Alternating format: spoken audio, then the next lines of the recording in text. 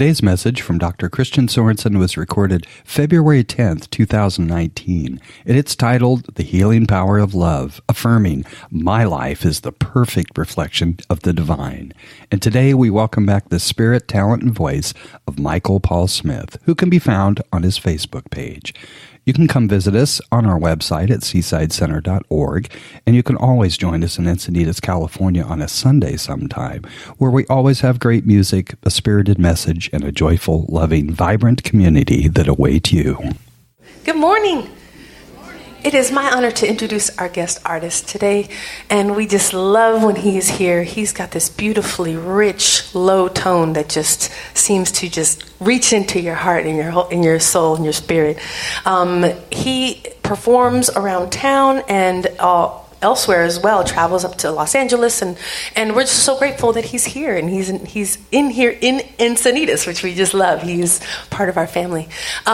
This afternoon I wanted to share that he is doing a concert at the Vista Public Library at 1:30, and it's going to be about the evolution of African American music with the specifics of jazz and spiritual music. So if you're free and want to attend that, please see him, support him. But right now he is here with us, and let's give him a warm, seaside loving welcome, Michael Paul Smith.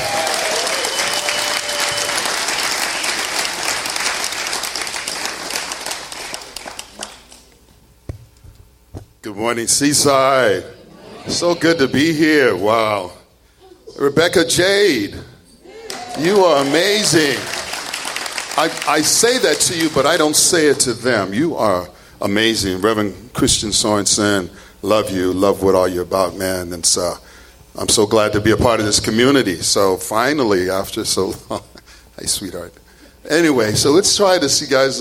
This is a song that I discovered, and I really loved it because it's a song that I heard when I was like in my coming into my teens. An artist named Curtis Mayfield wrote this song, and it's called People Get Ready.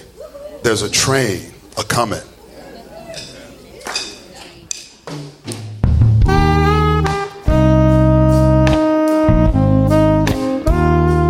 Oh, yeah.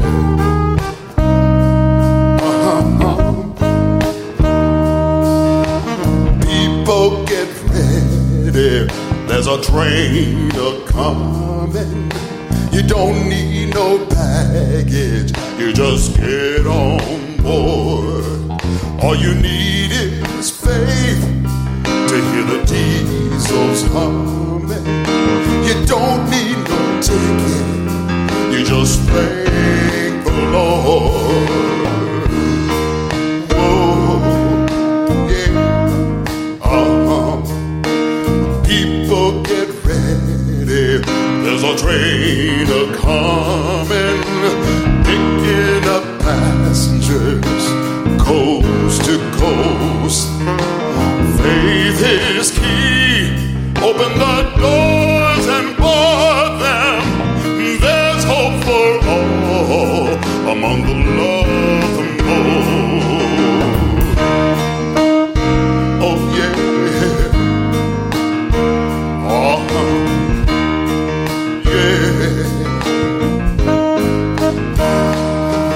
For there ain't no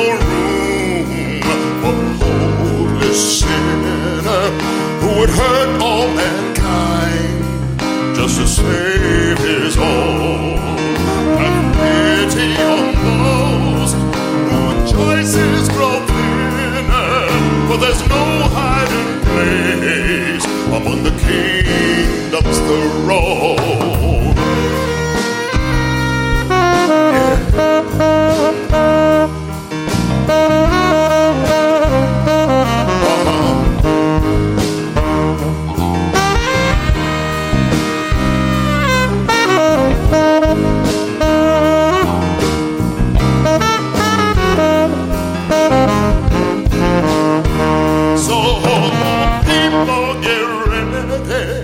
There's a train a-coming. You don't need no baggage. You just get on board. All you need is faith to hear the diesels humming. You don't need no ticket. You just get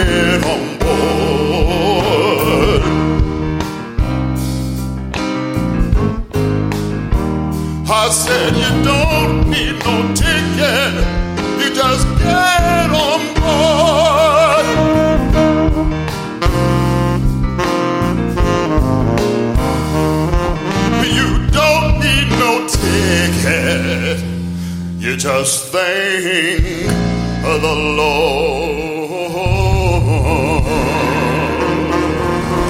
Yeah, you better get on board. Get on board. Woo, woo. That is Michael Paul Smith. Oh my goodness. Hey, we got to get you to do one of those concerts here. It's been a while since you did Paul Robeson. Let's do it. Okay, let's make a deal, man. We've been doing this since founders. You know, that's like almost 30 years now we've been gigging together. I like it. Man, how blessed we are. Love you. Michael Paul Smith, touching us. Get on board. That train's coming. All right. Well, hey, it is Black History Month, and it originated out of Kent State. First time it was celebrated was in 1970, the month of February, and it began to pick up steam by 6 years later by our bicentennial. The president then, Gerald Ford, stood up in the celebrations and said, let us honor our wonderful history that is so often forgotten, a Black American history that is part of every aspect and event of our country.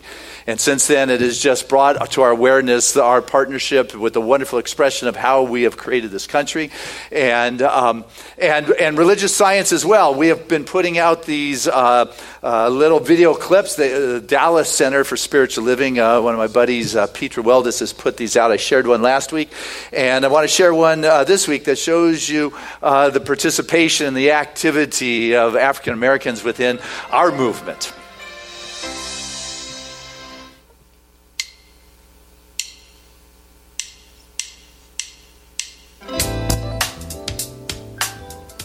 Here's a little-known Black history science of mind fact. Some of you might know that Founders Church of Religious Science opened in Los Angeles in 1960. But do you know it was designed by a Black man?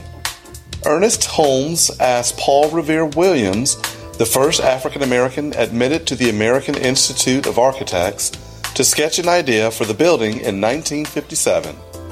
Williams produced a sketch of an elliptical circle, and Holmes liked what he saw. To Holmes, the sketch was the perfect symbol for wholeness, unity, the unending and all-inclusive power of love.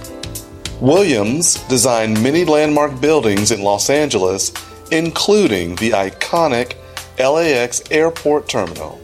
He was later named a Fellow by the American Institute of Architects, a high honor for his outstanding achievements.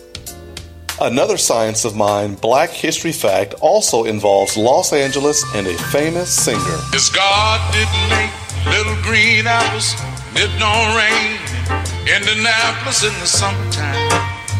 You might recognize this song in this deep, sultry singing voice. There's no such thing as Dr. Seuss, no Disneyland. Mother Goose is no nursery rhyme. 1969's best song, Grammy Award winner for Little Green Apples, celebrated vocalist O.C. Smith. And when myself is feeling low, I think about a face aglow and ease my mind. The talented Smith experienced several career highs that only the best musical dreams are made of. But even though Little Green Apples hit number 2 on the Billboard charts and sold more than 1 million records, the former vocalist for phenomenal band leader Count Basie knew deep down there was something more. Smith told an interviewer, "After the music success I had, I was still searching for something and didn't know what it was. I kept looking outside of myself, not realizing the reaching is in the soul, not outside." His life gained new purpose in 1980 when he and his wife Robbie Golson discovered Science of Mind. Introduced by Dr. Joseph Murphy of Laguna Beach, Smith finally heard what he had believed for so long: God as a metaphysical entity, one with all, belonging in each of us, and uniting us if we wish to see the Almighty. Inspired by the powerful spiritual principles he internalized, Smith even started explaining the metaphysical meanings of songs during his concerts. Profoundly struck by science of mind, Smith gave up his music career to study divinity.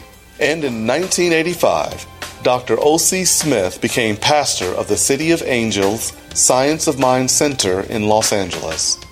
We must recognize beauty right where we are. That's why Dr. Ernest Holmes said, there is not a spot where God is not. O.C.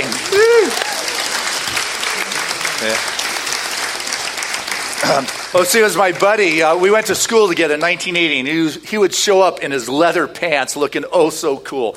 And when he did ministry, he had that smooth voice. So in the middle of a talk, he would just break out in song. And I don't know if you knew his keyboard. This was from Earth, Wind, and Fire, their keyboards. It just wasn't fair, you know. He just had those extra tools, man. But you know, he's called, hey, big dude in the sky, Christian told me to give you a call. You know, you need some help. It's like, yeah, I need a voice.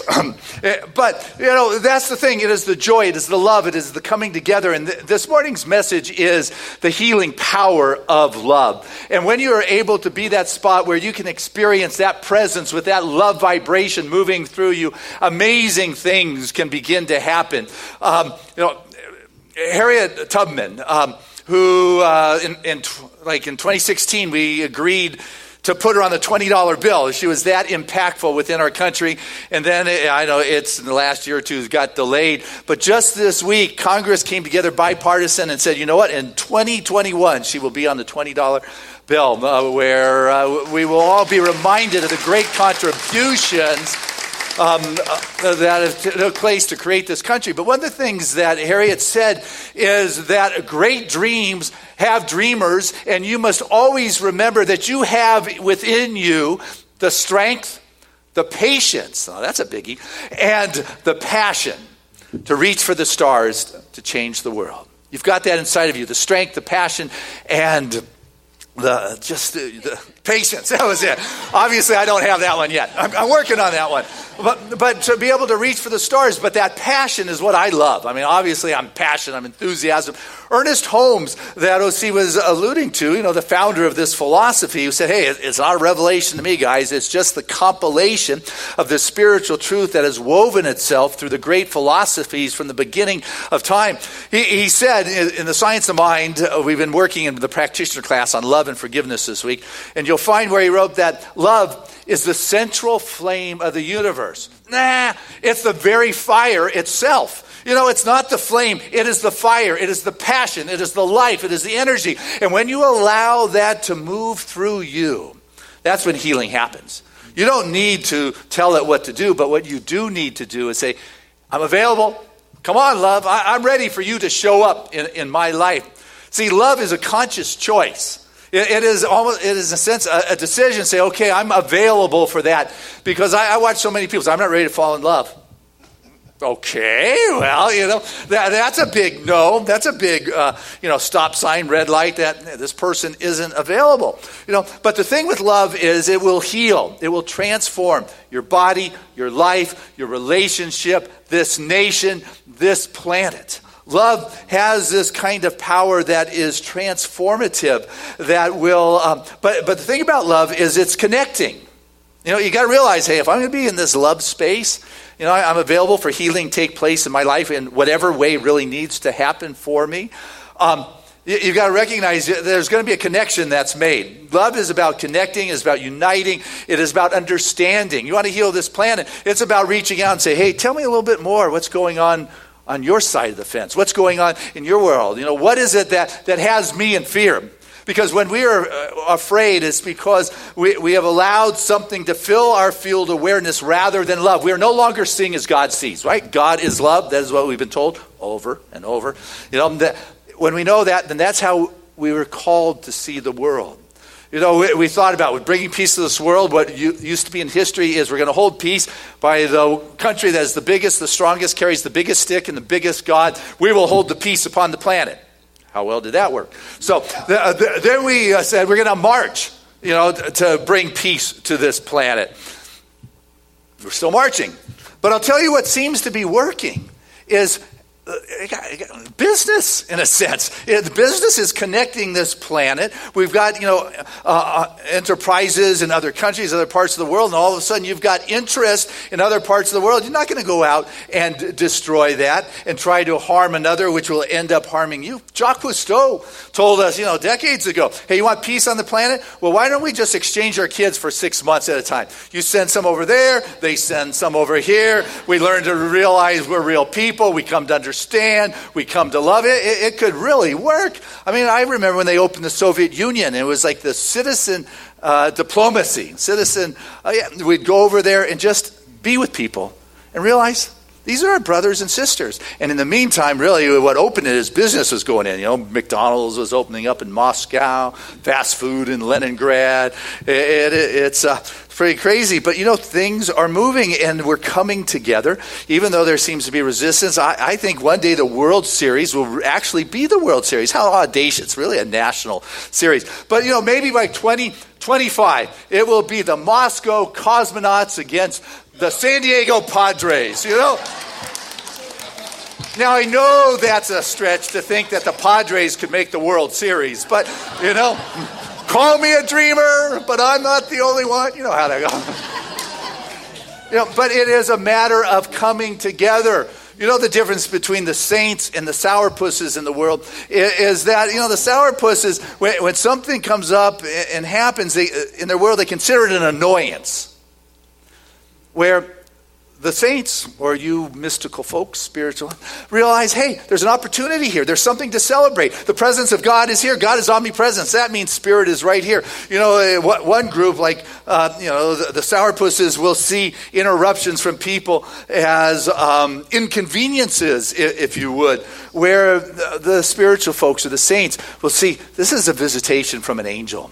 This is God sent. But this is how you get to decide, am I have space in my mind, in my field of awareness for love to show me something different? That's how it's going to happen. Do I have space in my field of awareness for love to show me different? To share some love. These little tidbits of love. Sharon, thank you for this wonderful creation. It's all about just sharing this love with your neighbor. How did that go this morning? Did you guys exchange that?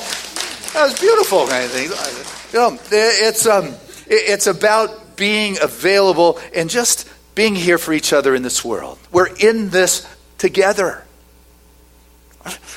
T.S. Eliot, American-born, bailed on this country, went to England, and became loyal to the Queen, said that we are in this world for the reason to make life easier for one another. I mean, imagine if what you're doing just made life easier for those around you. I mean, that's pretty much what we want to do. Imagine if what you did with your life and your business and your work, it kind of is really to give your gift to others to make life a little bit easier. You're not in this world to make it more difficult. We are actually in this world to bring a blessing to others. And it's easy to do. I mean, you can do it 10, 15 seconds. You're at a checkout stand, a counter, a clerk across the way. Are you smiling, giving them the love? Or are you just leaving them an attitude? I had to wait for a person and a half to go through before you got to me. What kind of wake are you leaving behind? The blessing and the gift and the grace of spirit of love? Or are you leaving behind an attitude of, man, I'm glad that customer's out of here? How about a gas station? When you see somebody, you smile. When you get into an elevator, do you take that 10, 15 seconds to create new friends? Yeah. I know. I don't want to talk to you. But, that doesn't mean you can't still reach out and love. You never know where that magical relationship and connection is going to happen, because what I do know is the language of the universe is love, and anything else is just noise. It's like one of our past presidents here, Jim Coleman. Many of you know him.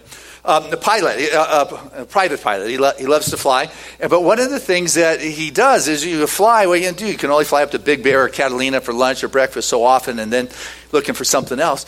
So he desires to fly. So what he does is there's a company that's called Angel Flights.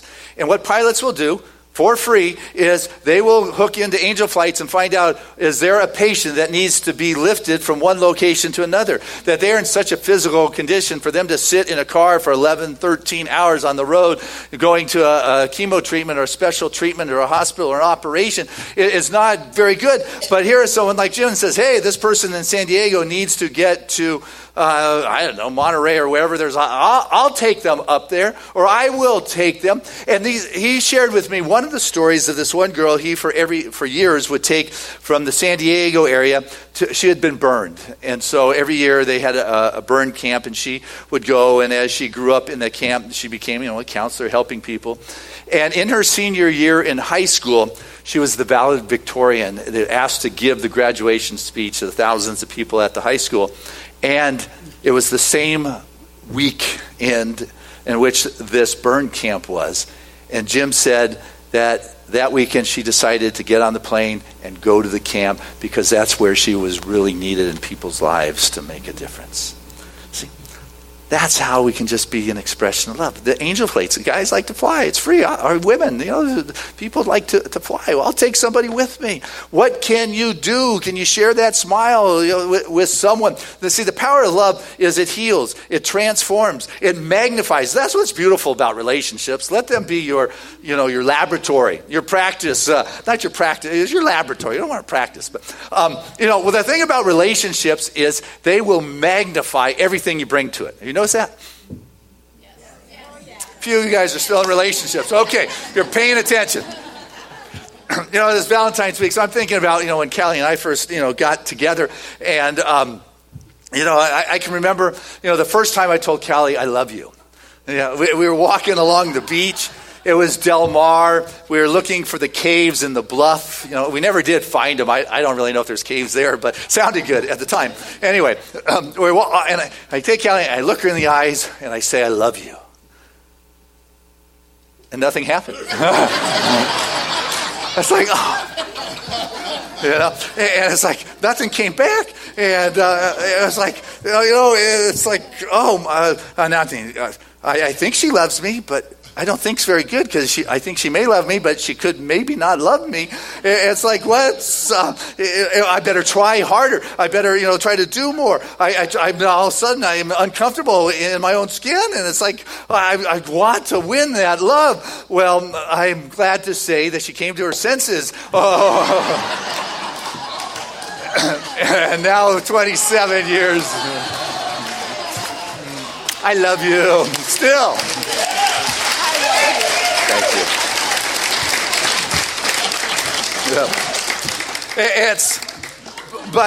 Where is going with that? Anyway. But so often when it's about love in our life, we're looking for, feedback. I love you if you love me. Later she told me she thought I was saying, I love you like I do to everybody. I hang up the phone, say goodbye, I love you. So she's holding on to that position. But anyway. But what happens is love doesn't, when you are in that place of love, you're not trying harder. You're not trying to prove yourself. You're not trying to perform better. You're not trying to be more than you are. You're able to relax into the comfort of who you are. You're able to be authentic. You're able to be sincere. You're able to be vulnerable. This is me in my flaws and my challenges. And, together it's our laboratory. It's going to magnify all the good as well as all the yuck. And I know we can do this together. But what has happened is in the human experience, we're willing to exchange our love. It's really not unconditional. You behave like this and I'll be okay. I love you. You say you love me back, and that works. And what happens is it extrapolates out to how we are with God, in the sense that, people are trying to win God's love. God is love, loves us all the time, unconditional, this life essence that breathes us, but yet there's people say, I'm going to go to church this Sunday, so God loves me. I'm going to do this good, so God loves me. I'm going to behave a certain way, so God loves me. I got to fill you in, folks. You can't get any more of God's love, and you can't have any more taken away from you. You can't be loved any less or any more. This omnipresent expression is love, and it has been given, and it doesn't matter how badly you've messed it up in life. That unconditional love is there to express itself as your very life. It is that which breathed you into expression. Before you were, God was, is, always has been, and is pouring forth. But you have to have space in your field of awareness or your mind to be able to experience the love and not have to look for it to be reciprocated, because love is about the sharing, it is the giving, it is the glowing, it is the afterglow, it is the countenance, it is that which shines from us. And it says that God's love cannot be taken away, the psalmist said. In the 139th Psalm, it says, though I ascend into heaven, God is there. Though I make my bed in hell, God is there. God is omnipresent. It is everywhere present. And it doesn't mean you don't get off course sometimes. That you have some bumps, you've made some mistakes, that you have gone astray, if you would. But am I willing to be present enough for it to come back around? Am I able to be patient enough and realize that in these painful moments of losing mom, relationship breaking, and you're broken like a lightning bolt right in a tree, a split in half, these times happen. Hazrat Inayat Khan, he was a wonderful Sufi mystic. He said that life will break your heart open again and again and again until it stays open.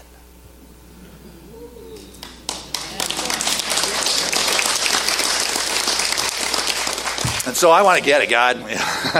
I want to be open to that love that is. It's not outside. As we love the beloved within, what happens is there is love all around us on the outside. As I love within first, it shows up, it reciprocates on the outside. But I got to be willing and bold enough to say first, I love. Even if it's not coming back, I've got to stay true. When we have these off-course kind of moments and the world gets all confused and mucky and crazy, sometimes you just need to get still. When the circumstances stir the pot, and you feel like, I need to respond, I need to say something, I need to do something now to get this fixed and back, when what was really best for you to do sometimes is just to chill and allow that murky water to settle so you can see what's deep.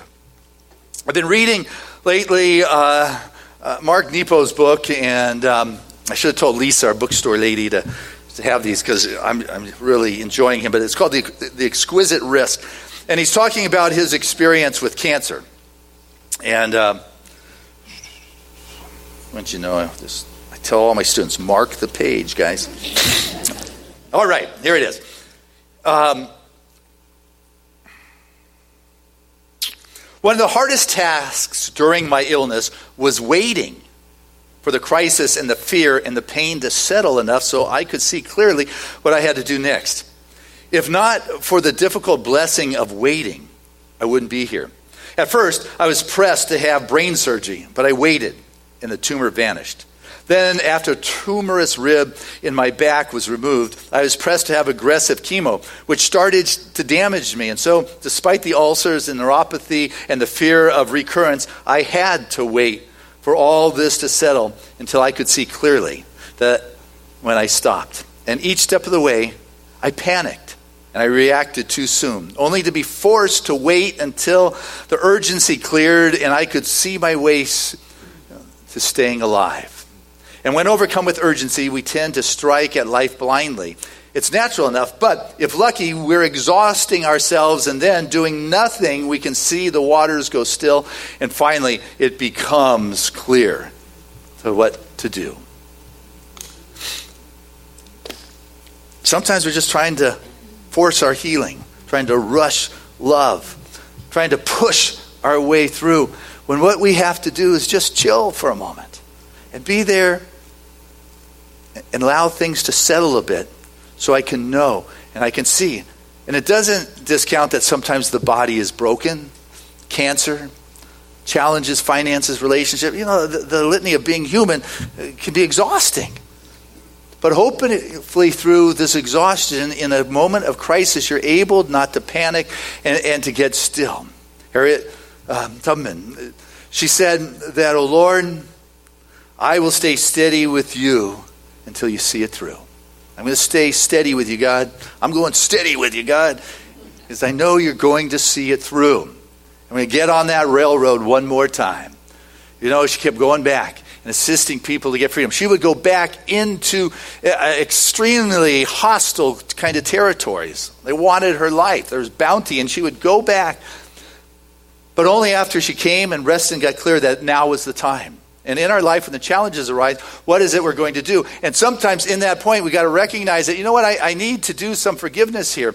Because I've got these flaws, and am I able to step forth with who I am, the way I am? And be sincere, as I had mentioned. It's about our sincerity. It's our vulnerability. This is me in this world doing what I am able to do or what I can do. And I'm not going to try harder to try to win something. I'm going to be who I am with all the ease and the grace that I have. I'm going to be sincere. And the word sincere in Latin, out of the Roman era, meant sin without cere, wax. So the sculptors in those days used to put wax in the cracks and then try to pawn it off. Look at this flawless masterpiece and what they would talk about is those sculptors that were sincere.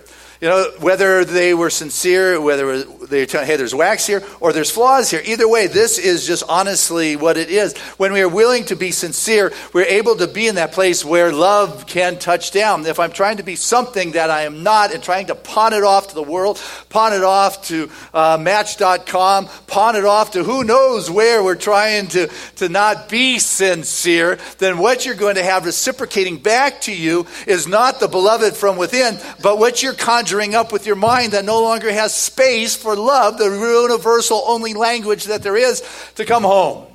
And so with that, sometimes you got to realize, hey, I made some mistakes or someone made mistakes and I got to forgive it. And as I said in the practitioner class, we're working on love and forgiveness this week. And one of the quotes from the textbook is, Ernest said, forgiveness, first we have to forgive.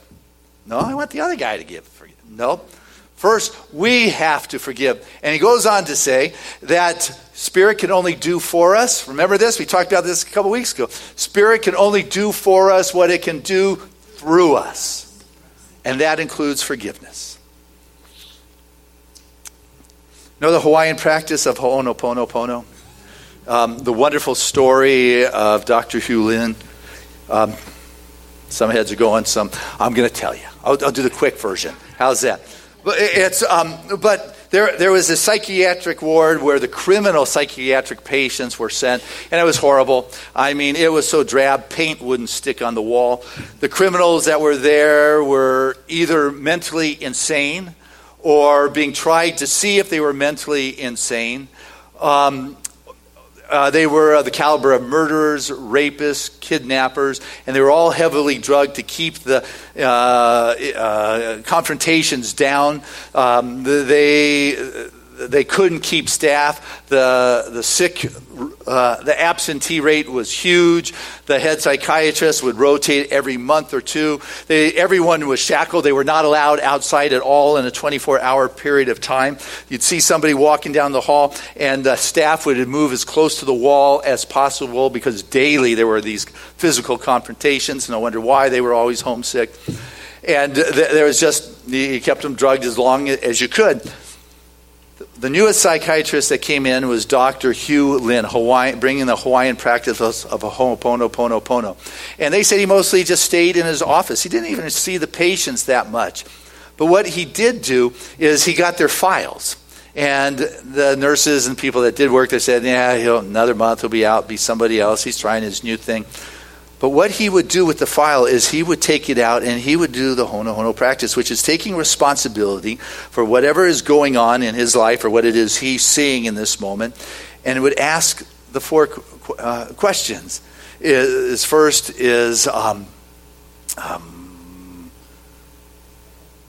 love you. And that's the third one. But it's like, I'm sorry. That's it. I'm sorry. Please forgive me. I love you, and thank you. I'm sorry. I'm just sorry. I see you like that.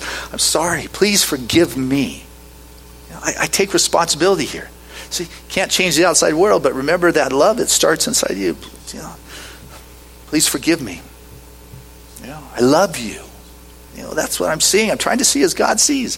Who's on the other side of the desk, of the wall, of the world. Man, I love you. Please, And as he practiced that, things began to lighten up around there. They needed less of the pharmaceuticals to keep the guys. And all of a sudden, the paint started sticking on the wall. Literally, the story goes. Gardeners started cleaning up. They went out and painted the tennis courts. Before long, some of the inmates were playing tennis with the staff that was there. All of a sudden, some of the people were getting healed, and they were going home and being released. And at the end of 4 years, They had to close down that psychiatric hospital that no one ever wanted to work out because there was no longer any patients left. There were 2 that got sent somewhere else, but they closed it down because that is the healing power of love that is available. So you make your bed in hell, God is there. It's not something you have to earn. God loved you before you were born. God knew you. You didn't begin at conception when mom and dad hooked up. That's not when you began. Who you are was long before you ever signed up for a body. We don't create life. You are life. You are God expressing. We do not create it. You cannot destroy it. So before you were a month old, God knew you, loved you. Before you were even here by years or lifetimes, Spirit knew you and all the love that was available to you at 1 month or 100 years or beyond. You're on that train. This is one of the stopping points in our evolution of time. And so if we can just choose to care on how we are with each other. I care about you. I love you. I'm sorry for whatever it is I did. Please forgive me, but I want to know. I'm going to reach out now. I'm going to try to understand. I'm going to work to see as God sees and use the only language that the universe understands, and that is love. And I'm going to reach out with that love to the best of my ability, whether it is a 15-second passing somebody at the counter, the gas station, or in the elevator. I am going to be that delivery for God. I am God's delivery system for humanity. I challenge you to join me in that. I love you. Happy Valentine's Day.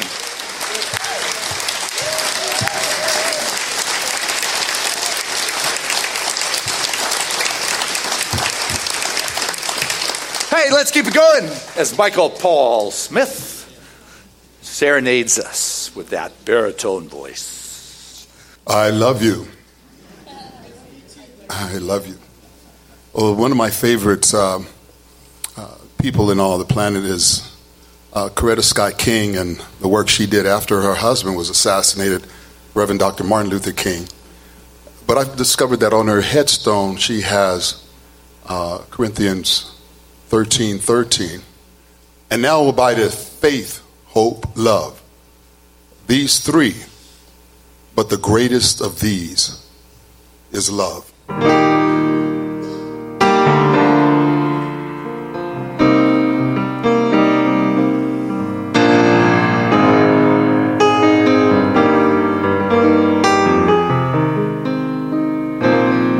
In this moment, in this place, I remember who I am, letting fear and worry fall away from me. I open my eyes and see there is only love. There is only love. A love that heals, love that sets me free. There is only love.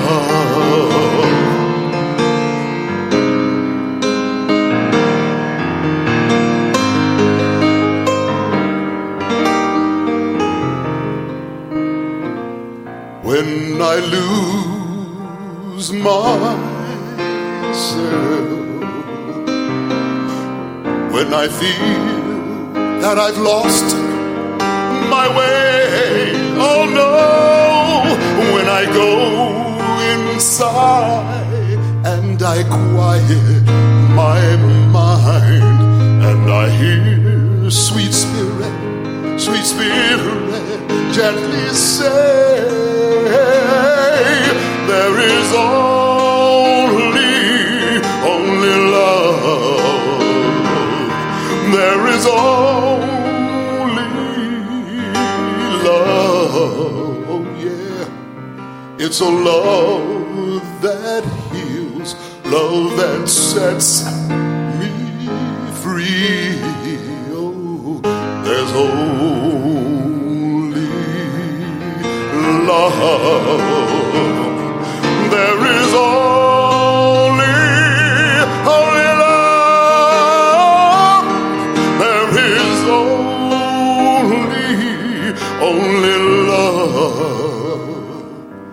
a love that heals, love that sets me free. There is only love. Yes, there's only love, there's only love. Just open up your heart, you see there's only love, only love.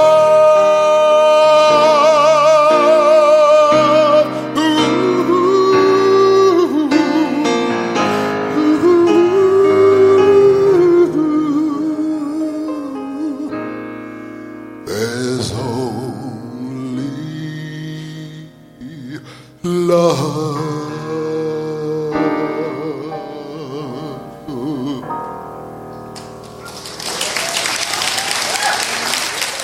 Beautiful. Michael Paul Smith. There's only love. Only love.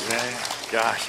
And that is the love that transcends time and space. I didn't even get around to that in my message, but I want us to know that love is not bound to this place right here. It's what unites the clan together from one lifetime to another. There is love that it's multidimensional. It is what allows us to connect with our loved ones who have moved on before us or those who haven't arrived yet. It's what brought you together in this world, and so it's going to continue to bring us together wherever we are.